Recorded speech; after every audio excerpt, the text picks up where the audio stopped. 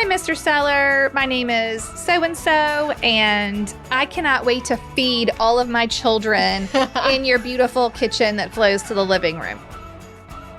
So a seller can violate fair housing. A buyer can violate fair housing. Like, all of the people can violate fair housing. Doctors and nurses, they preserve life. Yeah. We preserve home ownership. It right. is our oath. But I was like, wow, that was wildly inappropriate. Mm-hmm. She felt totally comfortable saying that to me. Hi, y'all. Welcome to Hustle Humbly. It's Alyssa and Katie, and we are two top producing realtors in the Baton Rouge market. We work for two different companies where we should be competitors, but we have chosen community over competition. The goal of our podcast is to encourage you to find your own way in business. So stop comparing yourself and start embracing your strengths. Hi, Alyssa. Hey, Katie. It's episode number 150. Fair housing. It's time to talk about fair housing. I don't know. I had fair housing best practices. You liked don't lose your license. Fair housing.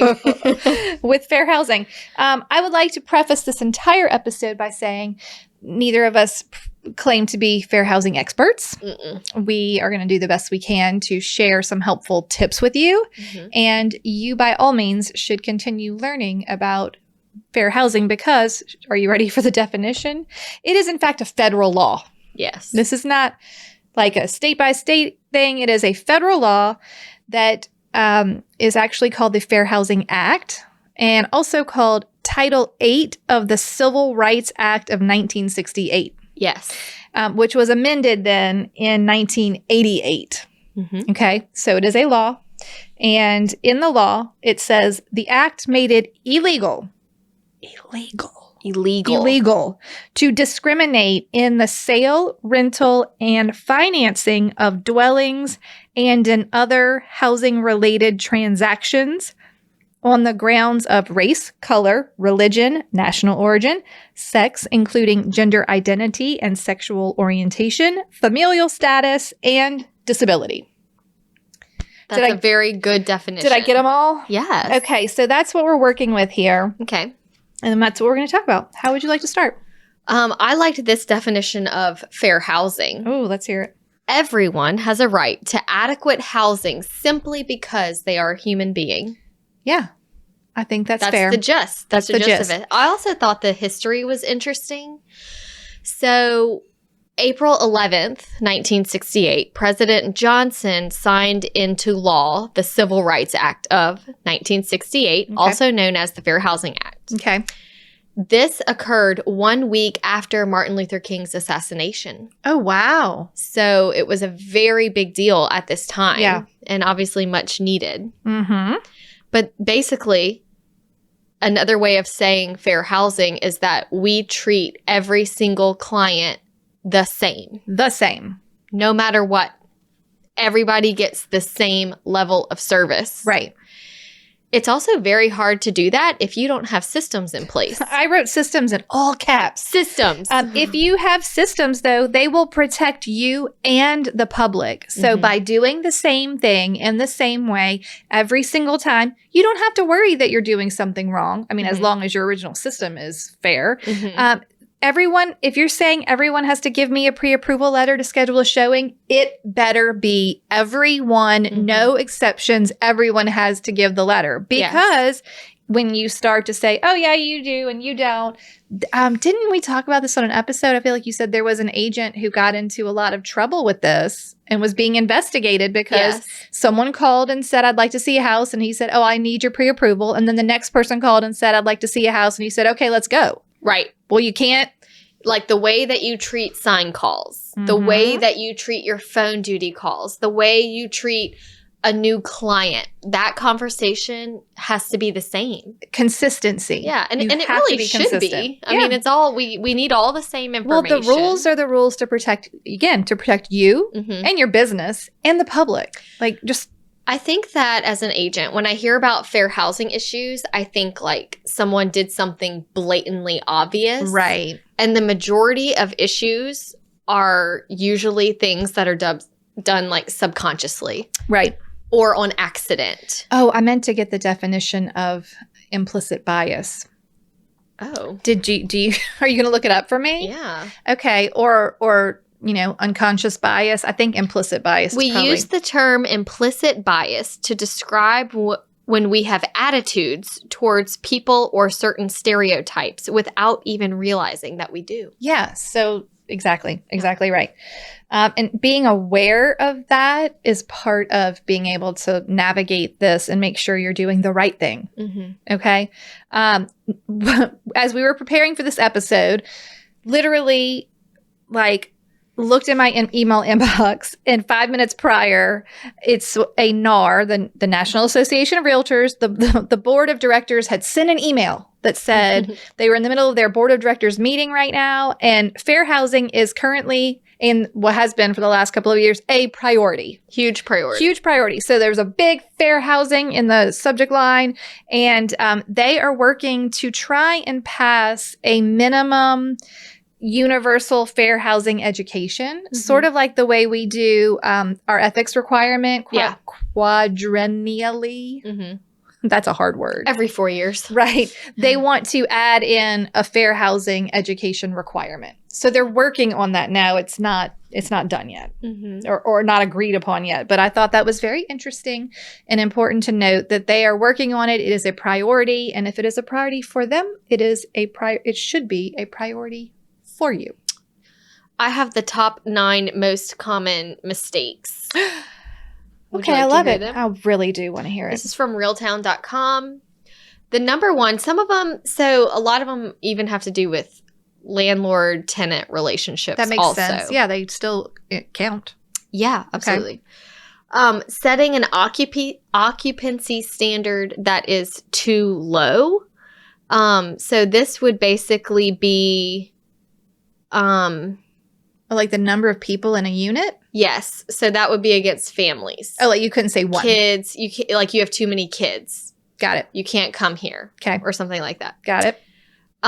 So that's actually, I thought that was interesting. So that's more for landlords. Okay. Number 2, not accommodating a disabled applicant or resident appropriately or making accommodations for disabled clients. Got it. Example, I had a client who was deaf. Mm-hmm.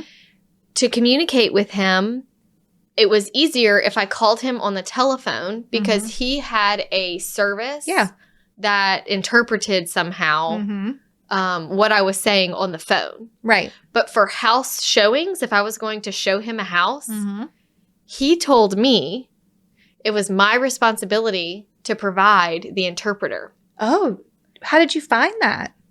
I ended up looking it up and it was true.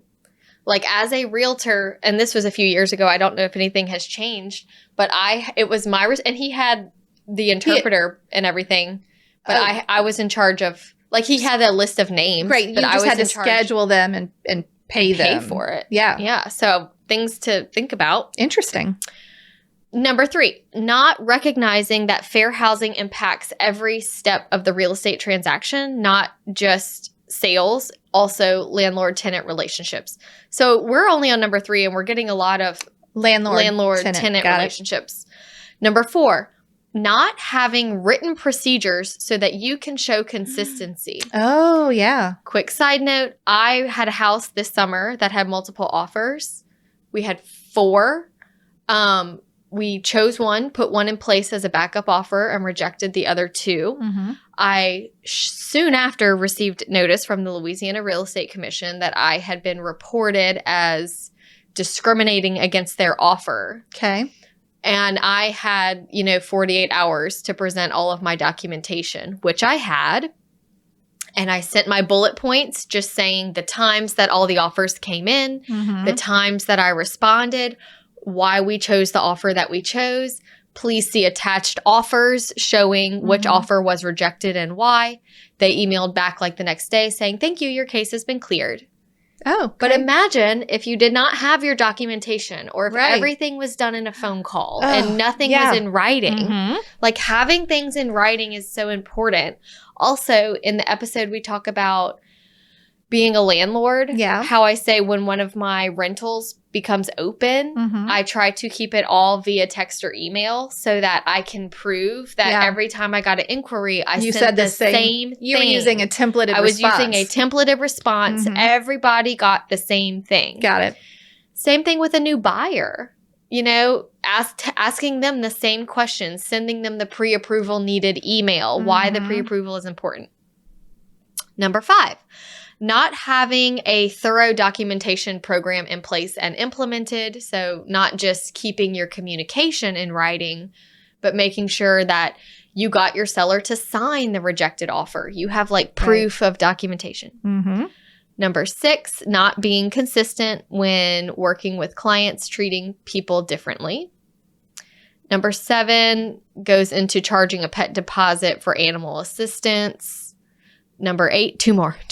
Okay. Number 8, not handling disputes promptly. This could be someone is saying you have discriminated against me, or there was a sexual harassment issue. And then number 9 was, I feel like they just said this, but not providing the same level of service to every client. Okay.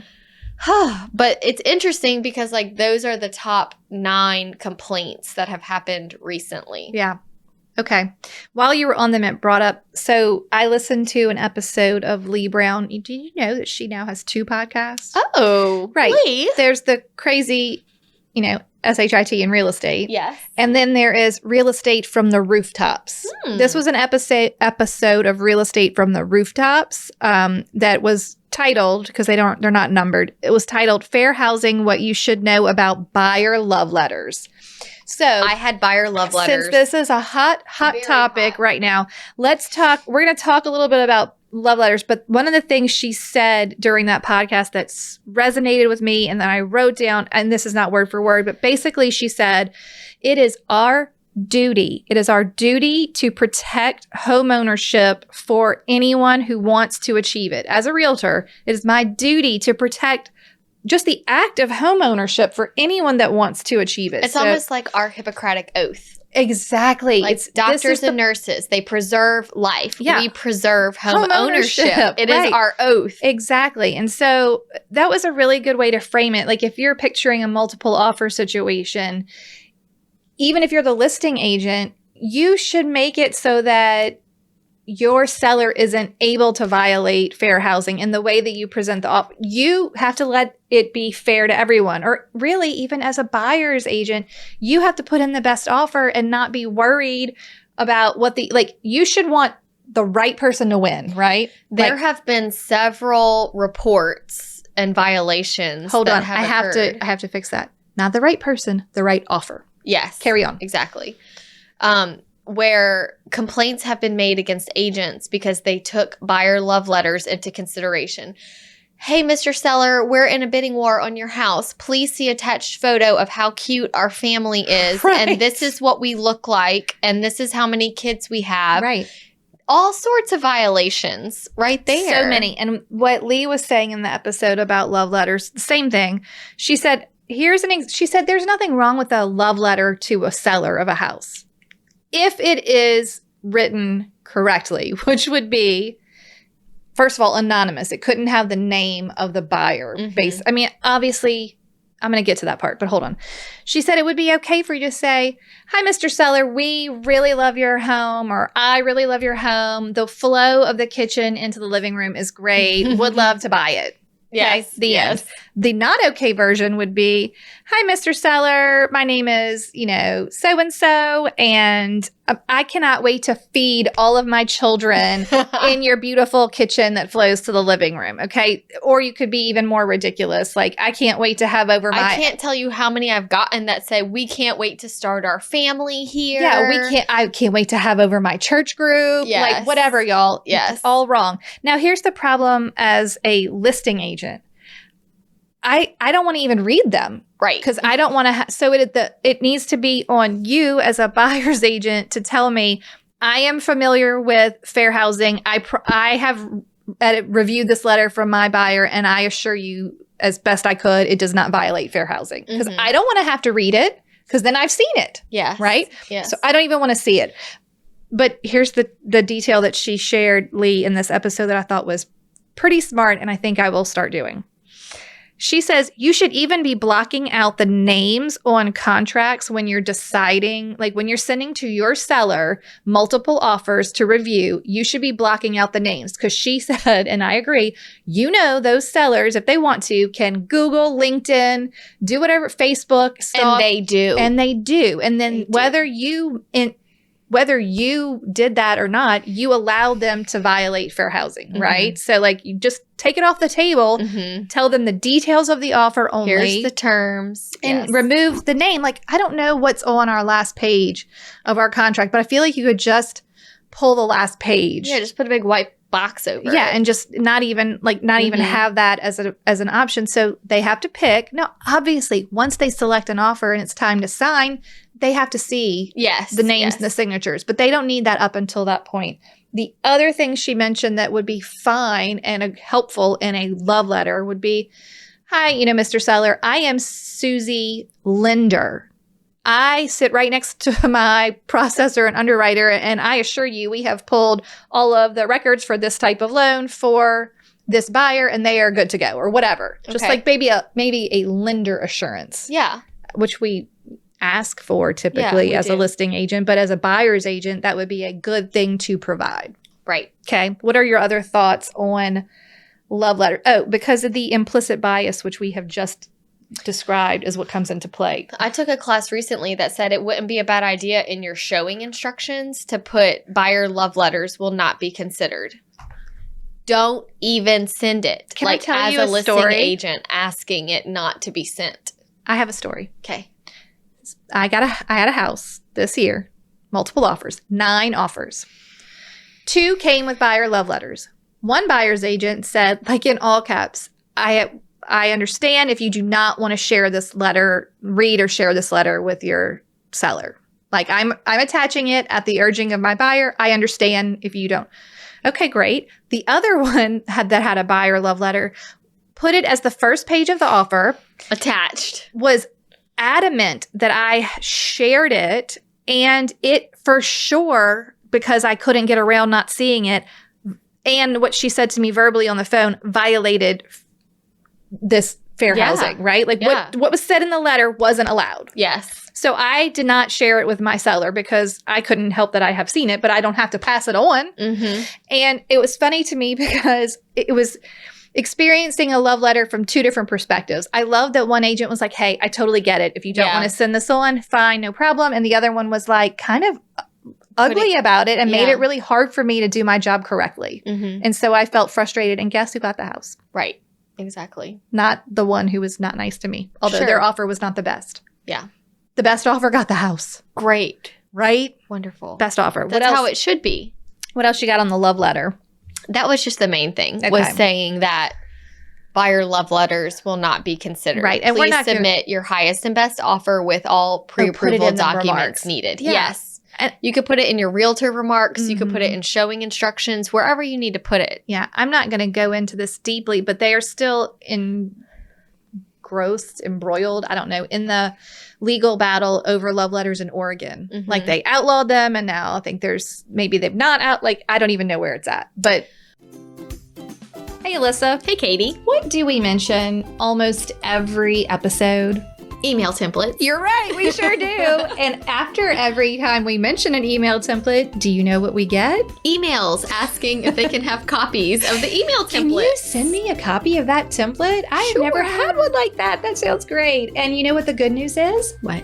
You can get all of our email templates from our course, Email Templates 101. Tell the people about it. Our course has all of the email templates you would need to send to your buyers and your sellers and your clients that are buying and selling at the same time. Exactly. To get through every step of the transaction and giving them information that they need for where they are in the transaction. It's great because you never forget to tell them something. Yes, and we've already done all the work for you. Yeah. We wrote them, and you can personalize them. Yes. And just feel organized knowing that you have all the information where it needs to be. And if you purchase Email Templates 101, you do get lifetime access. So occasionally we like to go in and make updates based on the market, or if we find a new best practice, and we put that right into the template, and you get that updated straight away. It just goes straight to your course? Yep.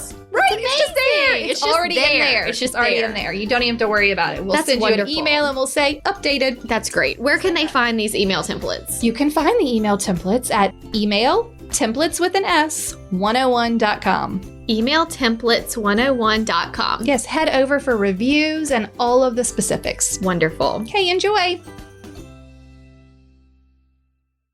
Well, the big thing too, it kind of goes back to accidentally violating fair housing. Sellers, they're selling their home. They want to know who's buying it. Are we getting good neighbors? Yeah, that statement right there is a bad statement. Mm-hmm. I've also had issues with doorbell cameras. People are scoping out who's coming in the house Yeah, and you really can't control what kind of cars are they driving and what are they talking about? What are they saying about the house? They're looking and they can't help but develop opinions on who they want to sell their house to because they're emotionally attached to their house. So hard. So technology and all of this is making fair housing. I mean, it's not a thing of the past. No, and it's not It's fair. actually, revamping. Right. It's getting more difficult. It is. To navigate fairly. Mm-hmm. Oh, so hard. Okay. I also was looking at, when here's something important. Okay. Fair housing is not a law that applies to realtors only. Right. It applies to all humans in this country. It's a federal law. It is a federal law. So a seller can violate fair housing. Mm-hmm. A buyer can violate fair housing. Like all of the people can violate fair housing. But one of the things that I read was, when your buyer asks you questions that you cannot answer, instead of being coy about it. So like if they ask you about schools or neighborhood safety or crime, instead of just being like, oh, I don't know, you can then use that as an opportunity to open up that dialogue and say, listen, there is a law. It is the fair housing law. This is what it is for. And this is why it is illegal for me to offer my opinion of this question you have just asked me. Right. Why do we pretend like it doesn't exist? Let them know this is why. And that way you've kind of opened that dialogue. It also recommended if you do any type of buyer consult that it would be a good idea to just bring it up and let them know what that was. Because not everyone knows. So it's helpful, I think, to just kind of share that. Yeah, I agree. Okay. What else do you have? A lot of the things to think about are when your buyers are telling you what they want in a house. Mm-hmm. Like if an Italian says, I just want to be in an Italian community. Mm-hmm. You can't. That's the example that was used in the course. This is your national origin? Yeah. Okay. That was the example. They used Italians. We actually have to say, like, look, it's up to you to do that research on what's important to you. All I need to know is what neighborhood you like, what area are you looking in. Right. The black and white stuff. Yes. Like I can't give you and we can speak based off of value of homes. Like you can say this neighborhood has depreciated in value. But if you're going to say that, it better have. Yeah, you better have actual data. Charts showing, hey, this, I don't know if it would be a good, you can speak in terms of investment standpoint, financial standpoint. People don't know, but especially when they're new to the area, that's when they ask, well, how is the crime here? Right. Is this a safe neighborhood? Yeah. And it is our job to say, listen, per my licensing law, I start off a lot of questions, sentences. Yes, answers that way. Per my licensing law, I actually cannot comment on that. However, here are the resources. Here is the that's what local law enforcement website. Give them the resource. Make it easy for them. Don't just say, I don't know, or I can't tell you. Say, well, here's the website you can go to for local crime statistics. Like, not my website. I can't tell you. Yes. But I can tell you how to find it. Mm-hmm. That's perfectly acceptable. Yeah, I think providing the resources is helpful. Mm-hmm. I have 6 tips for keeping your marketing legal. Let's do that. Okay, so we're going to preface this by, and you will understand once you start to hear this. I don't know if any of you have ever placed a Facebook ad, but Facebook is well aware of what the fair housing rules are. They are the most up to date. They are like the police. They will not let you, you can't pick a zip code, for instance, to send an ad. You'd have to pick like a 25-mile radius. You can't pick like other Facebook ads that are not housing related can pick ages, or because it's obviously you can't target a 5-year-old for like a liquor or whatever, but you cannot target almost basically nothing. Right. Okay. So Facebook will police you a little bit, whether you know how to police yourself. But these are the 6 tips for keeping your marketing legal. And these are from 2018. So I'm sure some of it may have changed a little bit, but the law hasn't changed. So should be correct. Number 1, never use targeted marketing that excludes a specific protected class. This is why you can't just target anything, especially any of the protected classes, but Facebook won't let you target anything. Yes. They're like, no, thank you. Keep it vague. Number 2, know your state and local laws. Okay, so I did not know that certain states will have additional protected classes. Yeah, and additional like laws and rules. So I didn't know that either. Yeah. But maybe ours is just kind of in line with the federal law. But either way, you've got to hold up your bargain to the federal law and your state and local law. Number 3, consider working with a digital marketing firm that knows the regulations. So instead of you trying to figure out how to create an ad that follows all of the laws, maybe you find a digital marketing firm that can help you. Yeah. Okay. Number 4, even if your listing is on the MLS, it might not get to a certain segment of the market. So you have to try and think of, this article said, like other ways that you would share your listing. I'm not really familiar with how that would work. Maybe, I don't know. It didn't say, but it basically said, just be mindful that just because it's in the MLS, it may not be getting to a certain segment of the market. And then I guess that would get into like maybe people are trying to do more advertising on Facebook or other things, but making sure you're not targeting a specific group. Exactly. Number 5, if you see a post that could be a fair housing violation, said, do not comment, do not like, do not do anything to the post, share, just screenshot it and alert the authorities. I was like, oh. That's serious. Okay.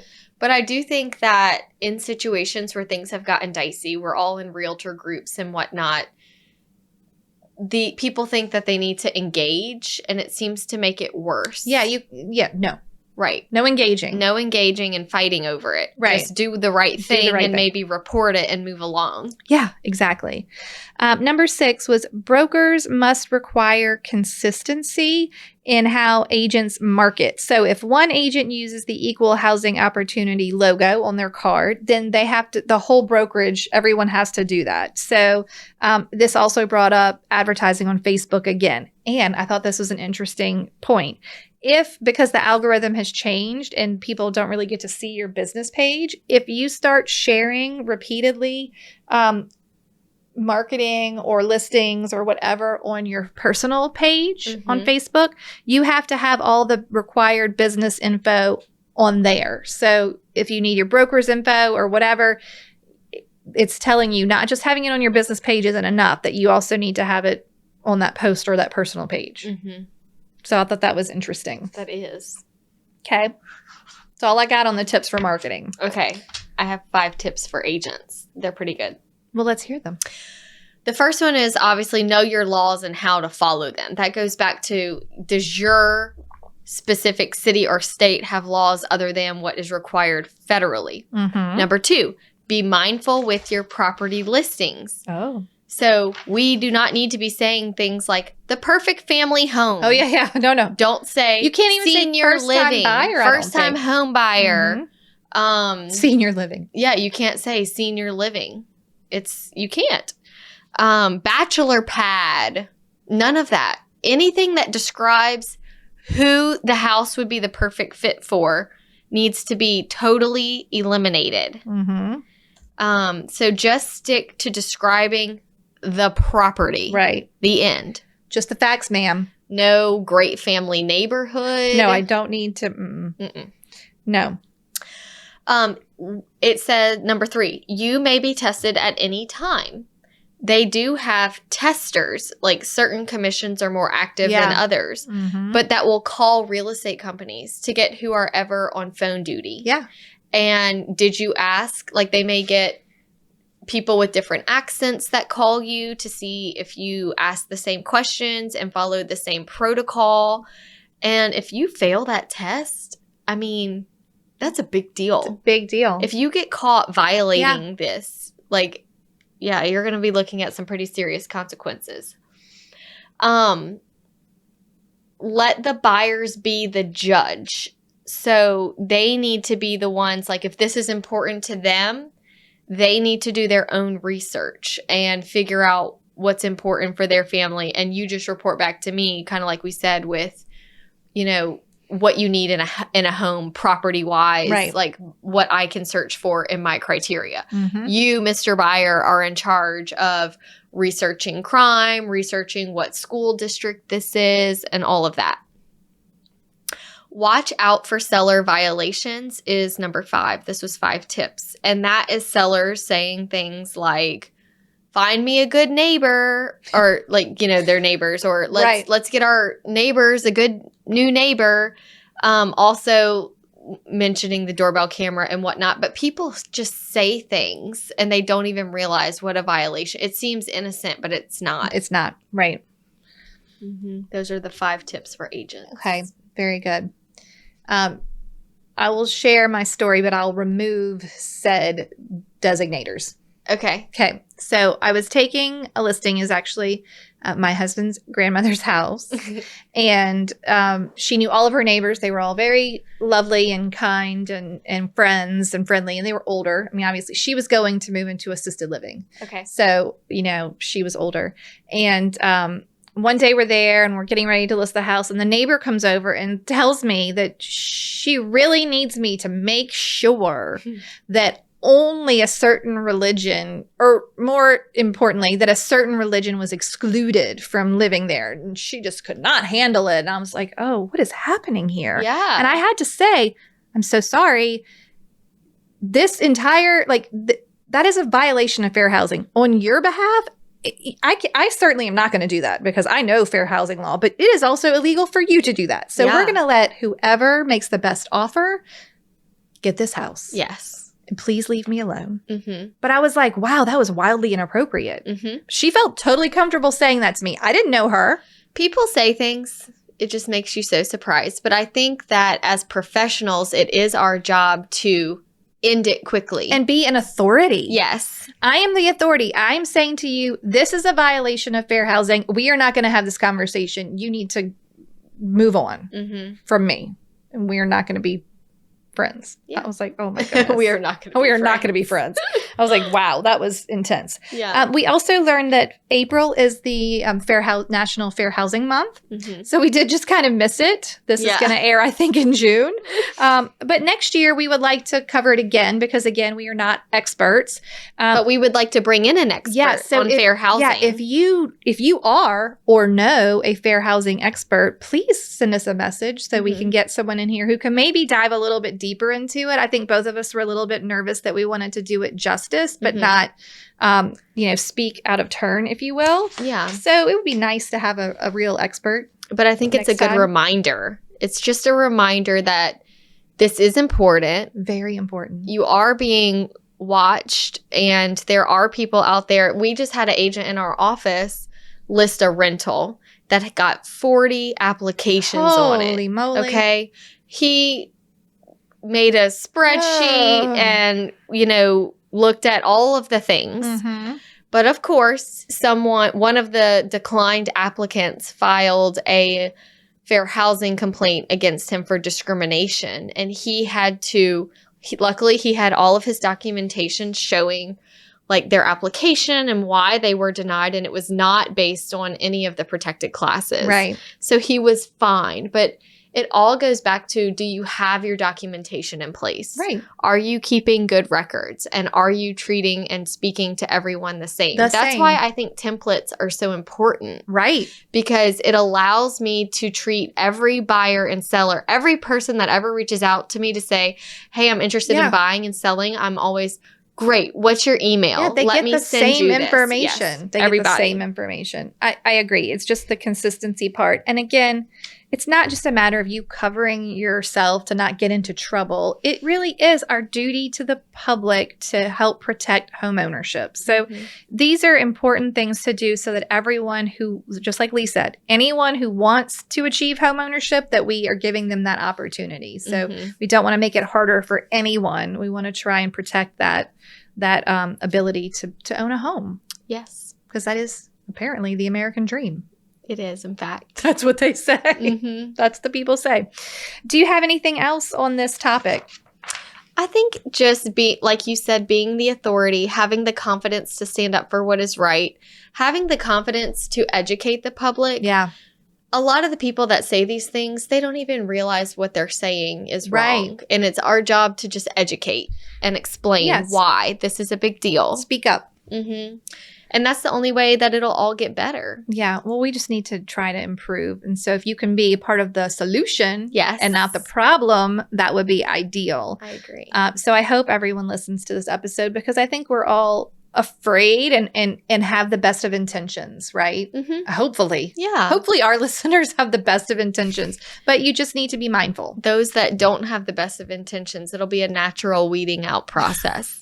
You won't make it. I agree. And you won't make it. You can't survive this business if you're not operating correctly. No doubt. Are you ready for a toast? Yes. Okay. This toast comes to us from Rachel Wilkins in San Diego, California. Neat. She said, I would like to toast my husband, Lee Wilkins. Aww. He has supported my career from the beginning. He encouraged me to leave my dental hygiene career to jump into real estate full time. That's cool. When I have those insecure days and I'm nervously heading out to an appointment to meet someone for the first time, he looks at me and says, babe, you are amazing. Just be yourself. Aw. How great is Lee? Yeah. He says people will love you for who you are. That's true. He usually follows up by praying over me. I'm so thankful for him. Toast to Lee and all the spouses that support our crazy schedules, crazy hours, and constant ups and downs. Perfect. Perfecto. Thank you to Rachel, and well, cheers to Lee. Yeah, that's wonderful. What a supportive husband. Cheers. Okay, cheers. Goodbye, everyone.